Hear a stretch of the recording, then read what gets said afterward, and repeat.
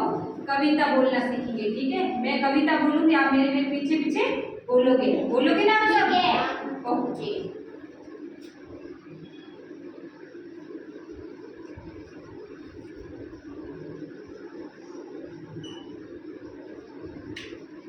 बारिश आई बारिश आई बारिश आई बारिश आई खुशियाँ लाई खुशियाँ लाई खुशियाँ लाई खुशियाँ लाई चूहा बाहर भीग रहा था चूहा बाहर भीग रहा था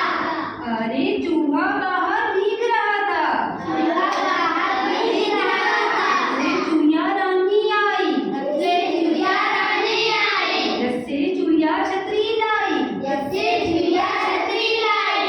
बारिश आई बारिश आई बारिश आई बारिश आई खुशियाँ लाई खुशियाँ लाई खुशियाँ लाई खुशियाँ लाई छतरी चूहा झट हटाया छतरी चूहा छत हटाया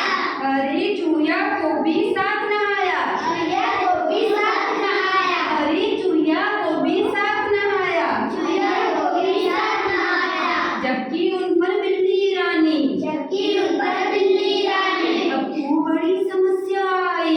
तो बड़ी समस्या आई अब तो बड़ी समस्या आई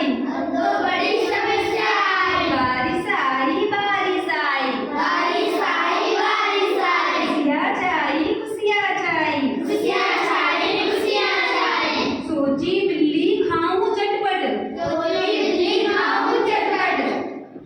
भागी दोनों दौड़ लगे